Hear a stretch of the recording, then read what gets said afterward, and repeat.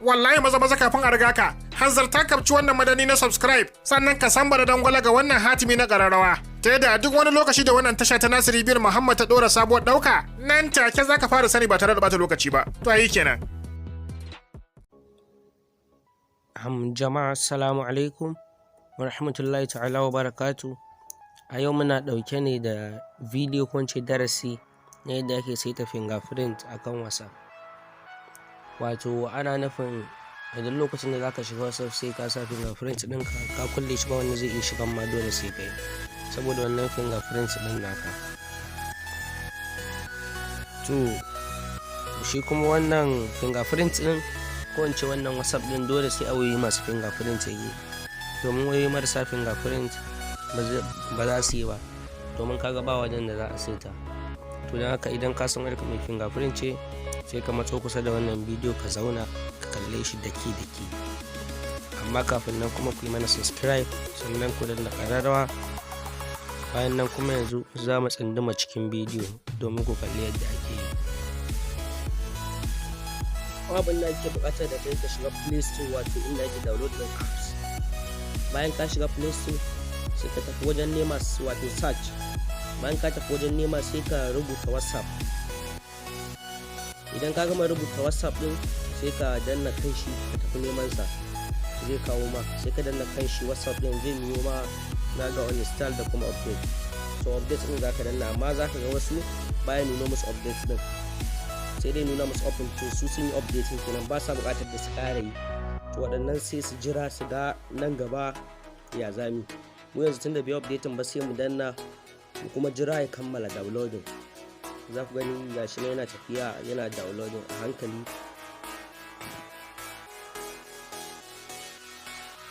Daga ya kammala downloading din za ga fara installing da kansa, sai ka jira na wasu 'yan sakanni don ko minti ba zai kai ba zai gama installing din.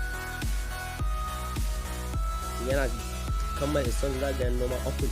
To kaga mu ma yanzu mun yi updating kenan, sai mu danna kan shi wannan open din zai kai mu zuwa ga WhatsApp din mu.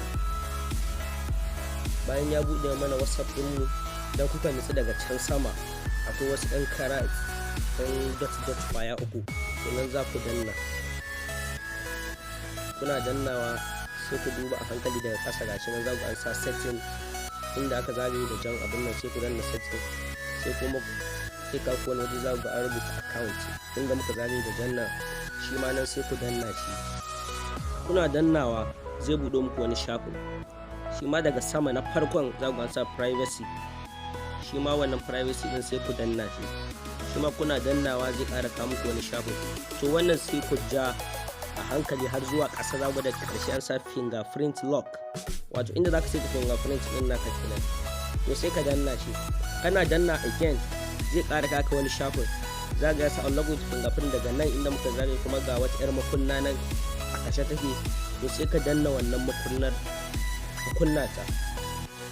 Kana kunna ta zai nuna ma wani abu, ba wani shafin zai kai sai kama haka ka shiga fingerprint din. To abin da yake nufi anan shine ka sa hannunka a wajen fingerprint ɗinka, wato bayan wayarka wannan hannun da kake amfani da shi ka buɗe wayar taga, to shi zaka sa a wajen.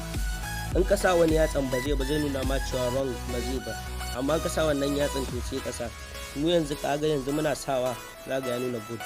To shi kenan yanzu ka gama saita fingerprint ɗinka. Yanzu kuma saboda ma ku ƙara jaddadawa za mu fita mu koma WhatsApp ɗin don ku gani.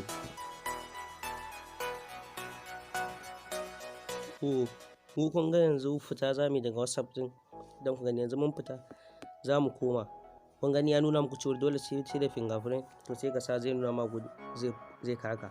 To idan za ka fita so 100 ka da so 100 dole sai ya nuna ma cewa sai ka saka wannan fingerprint ɗin naka za ka bude. To kaga kenan ka huta da yan ma binciken sirri. To yanzu mun gode, ci gaba da kasancewa da wannan tasha ta mu, kuma dan Allah ku yada wannan bidiyo saboda saura masu gani. Idan kun ji daɗin wannan ɗauka kada ku manta ku rattaba mana subscribe sannan ku danna ƙararrawa. Haka zalika ku san bada mana like, ku saburbudo mana sharhi sannan ku yada wannan ɗauka. Kai kenan.